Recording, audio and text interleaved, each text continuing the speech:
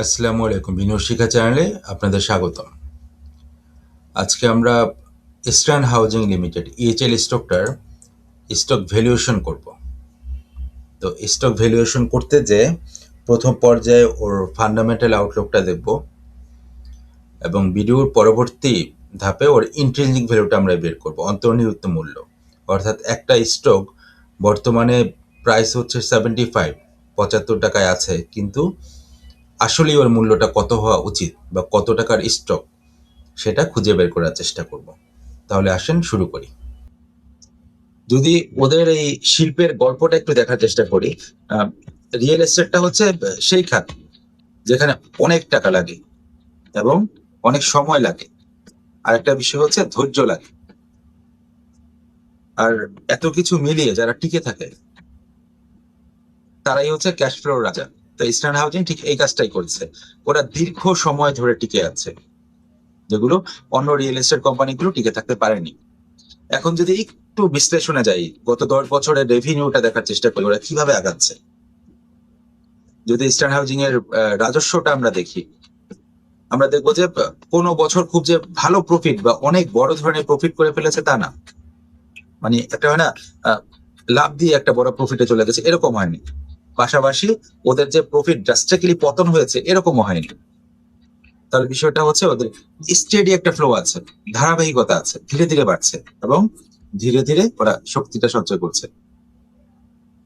তো বলা যেতে পারে এটা একটা নদীর মতো, শান্তভাবে বয়ে যাচ্ছে কিন্তু সবসময় সামনের দিকেই যাচ্ছে। তাহলে ওদের প্রফিটের গল্পটা কি হতে পারে? প্রফিট হচ্ছে ইপিএস তো একসময় 9 টাকা প্লাস ছিল না, এখন তো অলমোস্ট 9-এর দিকে চলে এসছে, বাট এটা তো ছিল না। কিন্তু আমরা একটা বিষয় লক্ষ্য করতে পারি, বিষয়টা হচ্ছে ওরা কিন্তু লস করে না, ওরা ধীরে চলে এবং ধীরে চলার সাথে সাথে ওদের স্টেডি একটা প্রফিট থাকে। তো এটা হচ্ছে সেই ব্যবসা যেখানে লস মানে ব্যবসা ভুলে যাওয়া নয়, বরং প্রজেক্টের টাইম শিফট হয়। অর্থাৎ কোনো পার্টিকুলার বছরে লস হতেই পারে, এটা পলিটিক্যাল সিচুয়েশনের কারণে হতে পারে, ম্যাক্রো মাইক্রো ইকোনমিক ফ্যাক্টরের কারণে হতে পারে, একটা পার্টিকুলার ইয়ার খারাপ যেতে পারে। তার মানে ওদের ব্যবসাটা কন্টিনিউয়াসলি খারাপ যাবে এরকম না, এটা র্যাপিডলি শিফট হয়ে যায়। আর সবচেয়ে বড় বিষয় হচ্ছে এজেন্টটা কি করবে ওরা বুঝে করছে ওদের কাজগুলো। আর একটা কোম্পানি সবচেয়ে বড় শক্তি কি জানেন? ওদের লোন না থাকা। বাংলাদেশের রিয়েল এস্টেট কোম্পানি সবচেয়ে বড় সমস্যাগুলো হচ্ছে যে কারণে অনেক অর্গানাইজেশন ঝরে পড়েছে, ঋণের কারণে, ডেপ্টের কারণে। কোম্পানি ঋণ নেয়, প্রজেক্ট লম্বা হয়, ইন্টারেস্ট বাড়ে, ব্যালেন্স শিট দুর্বল হয়ে যায়।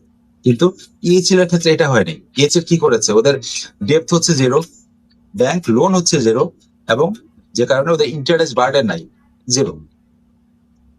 তো এই জন্য বাঘের পিঠে চড়ে থাকা কোম্পানি, কারণ ডেপ নেই বলেই তারা প্রেশার ছাড়া কাজ করতে পারছে এবং স্টেডি একটা প্রফিট আস্তে আস্তে করে সামনে আগাচ্ছে।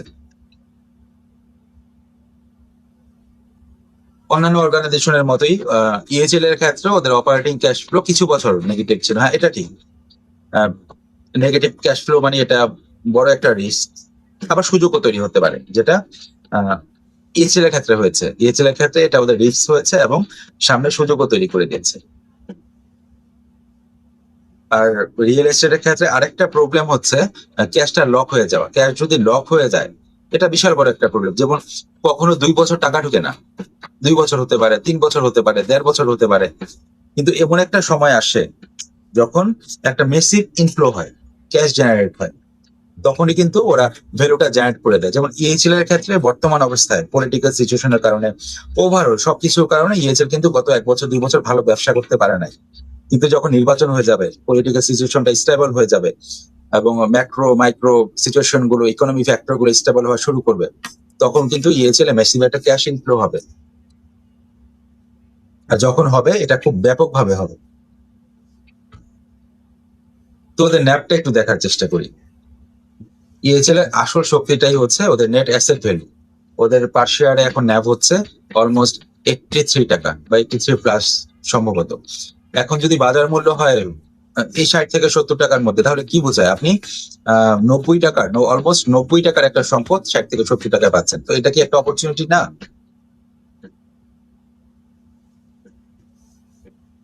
না, যে কোনো অর্গানাইজেশনের ক্ষেত্রে ROE-টা ভালো থাকতে হবে। যেমন বাট ইএচএল এর ক্ষেত্রে ROE খুব ফ্ল্যাশি না, কিন্তু স্টেডি, যেটা বারবার বলছি, একটা স্টেডি ভাবে ওরা সামনের দিকে আগাচ্ছে। তো এটাই ভ্যালু ইনভেস্টরদের জন্য সবচাইতে পছন্দ। গ্রোথ কম হোক কিন্তু স্টেডি, আস্তে আস্তে ইয়ার বাই ইয়ার বাড়বে।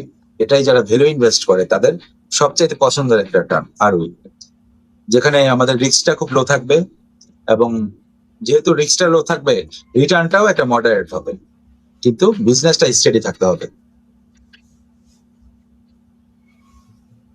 তাহলে ইএচএল এর ক্ষেত্রে কি কি রিস্ক ফ্যাক্টর গুলো কাজ করতে পারে? যদি আমরা ইএচএল ইস্টার্ন হাউজিং লিমিটেডে ইনভেস্ট করি, কি কি রিস্ক আমাদের রিস্ক ফ্যাক্টর গুলো মাথায় রেখে আমাদের ইনভেস্ট করতে হবে, এগুলো একটু দেখার চেষ্টা করি। তো এবার আসি আসল সতর্কতায়। কারণ কোনো কোম্পানি কিন্তু just it's not like a fairy tale. যদি কনস্ট্রাকশন কোম্পানিগুলো হয় বা ইএসএল এর মতো কোম্পানিগুলো হয়, যদি কনস্ট্রাকশন খরচটা বৃদ্ধি পায়, যেমন ইটের দাম বাড়তে পারে, সিমেন্টের দাম বাড়তে পারে, রডের দাম বাড়তে পারে, যেগুলো এখন বাড়ছে, তো এটা একটা ঝুঁকির দিক।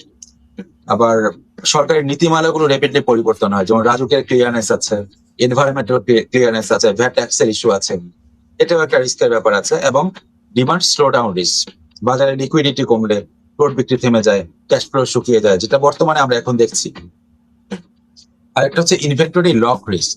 বহু প্রজেক্ট আছে, টাকা আটকালে কোম্পানির হাতে নগদ টাকা কমে যায়, সেল কমে গেছে, এরকম হতে পারে।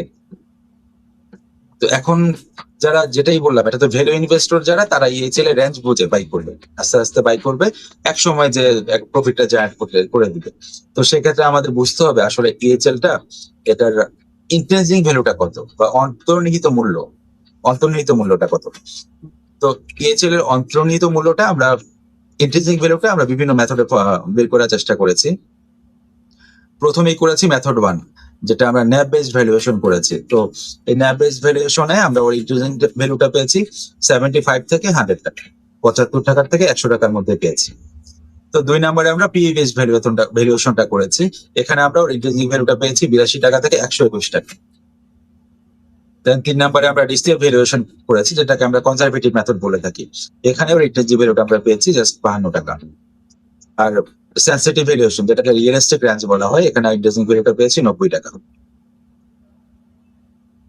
তো কেউ যদি ইএচএল এ ইনভেস্ট করতে যায়, সেক্ষেত্রে যে বিষয়গুলো আমাদের মাথায় রাখতে হবে, ইএচএল একদিকে কনজারভেটিভ বিজনেস, ঠিক আছে, অন্যদিকে কিন্তু এটা আন্ডার ভ্যালুড অ্যাসেট, কারণ ড্যাবের নিচে আমরা পাচ্ছি। এর ভালো দিক হচ্ছে ডেপ নাই, জিরো ডেপ, দেন হচ্ছে স্ট্রং ল্যান্ড অ্যাসেট আছে, দেন হচ্ছে হাই ন্যাভটা ভালো, দেন ব্র্যান্ড ভ্যালু আছে, এবং সেটা 1964 থেকে তারা ক্যারি করছে, ব্যাংকে কোনো লোন নাই। So slow down but reliable business, আস্তে আস্তে আগাচ্ছে বাট বিশ্বস্ত একটা অর্গানাইজেশন। তো বলা যায় যে এটা মাল্টি ব্যাগার না, it's not a multi bagger stock, but it's value compounder, এক সময় ভ্যালুটা জেনারেট করে দেবে। তো যারা ধৈর্য ধরতে পারবে তাদের জন্য ইএচএল, ইস্টার্ন হাউজিং লিমিটেড। তো ফাইনাল যদি একটা ভার্ডিক্ট ক্রিয়েট করার চেষ্টা করি, এটা এভাবে হবে, ইস্টার্ন হাউজিং কখনো হাইপ তৈরি করে না, হুট করে আমাদের 70 টাকার স্টক 500 টাকা চলে গেছে, এরকম হবে না। এটা ভ্যালু ইনভেস্টররাই জাস্ট এখানে ইনভেস্ট করবে। এটা কখনো বড় খবরে আসে না, কিন্তু যুগের পর যুগ তারা বেঁচে আছে, ব্যবসা করে যাচ্ছে। তো এটা সেই ধরনের একটা বিনিয়োগ হবে, যেখানে আপনি আজ কিনবেন এবং 2-3 বছর রেখে দিলে আর একদিন দেখবেন এটা আপনার পোর্টফোলিওর সবচাইতে শান্ত কিন্তু সবচেয়ে নিরাপদ রিটার্নদাতা হয়ে উঠেছে। এই কোম্পানি গল্প হাইপের নয়, কোনোভাবেই হাইপের নয়, এটা ধীর কিন্তু স্থির বিনিয়োগকারীদের গল্প। তো ভালো থাকবেন, পরবর্তীতে অন্য কোনো স্টকের বিশ্লেষণ নিয়ে আপনাদের সামনে হাজির হব। আসসালামু আলাইকুম।